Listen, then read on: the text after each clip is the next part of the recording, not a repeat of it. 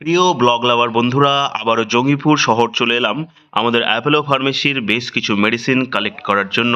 আর এই ফাঁকে সুন্দর একটা ভিডিও বানালাম আপনাদের জন্য। কি কি দেখলাম সমস্ত কিছু জানাবো। চলো তাহলে শুরু করি সেই প্রথম থেকে। ইতিমতো আমাদের জার্নি শুরু হচ্ছে সেই আজিমগঞ্জ শহরের আজিমগঞ্জ সিটি স্টেশন থেকে। আমাদের ট্রেনের টাইম ছিল 8:40-এ। রীতিমতো ট্রেন চলে এসছে, আমরা সবাই ট্রেনে উঠে গেছি। ওঠার পরে অনেক ট্রেনে ভিড় ছিল, আমি সিট পেয়েছিলাম, তবুও একটি আন্টিকে আমার সিটটি দিয়ে দিলাম। তারপরে চলে এলাম দরজায়, যেহেতু ভিডিও বানাতে হবে। প্রথমেই চলে এলাম একটি স্টেশনে। স্টেশন ছিল একেবারে ফাঁকা, কিন্তু চারিদিকে ছিল প্রচুর গাছ এবং সবুজে ঘেরা। স্টেশনের সমস্ত দিকটা ভিডিও ক্যাপচার করলাম। ক্যাপচার করার পর এবার আবার সেই মেন দিকে ফিরে এলাম। স্টেশনের ভিতরে অবশ্য অনেক কিছু ঘটছিল, সেটা তোমাদের জন্য তুলে ধরলাম না। আবার আমাদের ট্রেনটি যাত্রা শুরু করলো। যাত্রা শুরু করতে করতে আরেকটি স্টেশনে এলো। এখানে ট্রেনটি এসে কিন্তু অনেকক্ষণ দাঁড়িয়েছিল। সেই ফাঁকে আমি ট্রেন থেকে নেমে পড়লাম। নেমে যাওয়ার পর দেখছি আমাদের ট্রেনের অন্য একটি র্যাকে একটা মালগাড়ি কয়লা নিয়ে দাঁড়িয়ে আছে। আর এই সুযোগেই আপনাদের জন্য এই সুন্দর মালগাড়িটির ভিডিও দৃশ্য ধারণ করলাম ক্যামেরায়।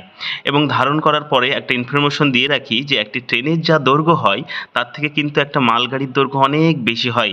তাই এই মালগাড়ির প্রথম থেকে শেষ পর্যন্ত ভিডিওতে দেখা সম্ভব হচ্ছে না। রীতিমতো এইভাবেই সম্পূর্ণ করার পর আবার ট্রেনটি যাত্রা শুরু করলো। এবং এবার যে দৃশ্যটি তুলে ধরছি সেটা হচ্ছে সবুজে দিগন্ত, চারিদিকে মাঠ আর মাঠ, ক্ষেত আর ক্ষেত। চারিদিকে যেহেতু এখন বর্ষার সিজন চলছে, আর এই সময় শুরু হয়ে গেছে ধান লাগানোর টাইম। আর তোমরা জানো হয়তো কি আজিমগঞ্জের এই শহরটার পরেই শুরু হচ্ছে রাঢ় অঞ্চল। চারিদিকে ধান লাগানোর কাজ চলছে, সেই দৃশ্য ধারণ করলাম। এরপরে যে টুইস্টটা আসবে সেটি হচ্ছে মণিগ্রাম থার্মাল প্ল্যান্ট, অর্থাৎ তাপবিদ্যুৎ কেন্দ্র। এই তাপবিদ্যুৎ কেন্দ্রটি প্রায় 5,000 থেকে 6,000 বিঘা জমির ওপর অবস্থিত। এবং এই তাপবিদ্যুৎ কেন্দ্রটি পশ্চিমবঙ্গের সব থেকে গুরুত্বপূর্ণ তাপবিদ্যুৎ কেন্দ্রগুলির একটি। এখানে প্রায় 2600 মেগাওয়াট তাপবিদ্যুৎ তৈরি হওয়ার ব্যবস্থা আছে। এই তাপবিদ্যুৎ কেন্দ্রটি 2007 সাল থেকে শুরু হয়েছে, কিন্তু তারও পরে এটার আরও অনেক উন্নতি ঘটেছে, আরও অনেক কোম্পানি এখানে ইনভেস্ট করেছে। এবং মেগাওয়াট অর্থাৎ বিদ্যুৎ উৎপাদনের ক্ষমতা দিনের পর দিন বেড়েই চলেছে, অর্থাৎ আরও অনেক কোম্পানি এখানে ইনভেস্ট করতে শুরু করেছে। সম্পূর্ণটা দেখার তোমাদের চেষ্টা করলাম, কিন্তু তোমাদের একটা ইনফরমেশন এখানেও দিয়ে রাখি যে এই সময় ট্রেনটার গতিবেগ ছিল অনেক বেশি। তাই আমি ভিডিওটা করছিলাম রিস্ক নিয়ে, যেহেতু ট্রেনের দরজায় আমি দাঁড়িয়েছিলাম এবং ট্রেনটি অনেক জার্কিং করছিল। ট্রেন মোবাইলটা খালি হাতে ধরে রাখাটা অনেক রিস্কি হয়ে পড়ছিল, কঠিন ভয় লাগছিল। তবুও তোমাদের জন্য, শুধু তোমাদের জন্য ভিডিওটা বানালাম, আর তোমরা সম্পূর্ণ দেখতে থাকো।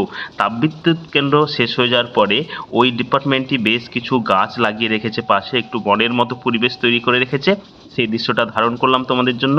এবার এর পাশেই যেটা আসবে সেটা হচ্ছে সোনার বাংলা সিমেন্ট কারখানা। এই তাপবিদ্যুৎ কেন্দ্র থেকে আমরা জানি প্রচুর কয়লা পোড়ানো হয় এবং সেখান থেকে প্রচুর ছাই তৈরি হয়, এবং সেই ছাইটাই হচ্ছে মেন র মেটেরিয়াল সিমেন্ট তৈরির জন্য। তাই এই সিমেন্ট কারখানাটা তৈরি করা হয়েছে সোনার বাংলা সিমেন্ট কারখানা। এটা আগে বিড়লাদের আন্ডারে ছিল, এটা পরবর্তীতে হাত ঘুরে এই সোনার বাংলাতে এসছে। তার সম্পূর্ণ ধারণ করলাম তোমাদের জন্য। এটাও আশা করি তোমাদের দেখতে খুবই দৃষ্টিমধুর হবে, ভালো লাগবে। তারপরে আমরা চলে যাব আরও সামনের দিকে।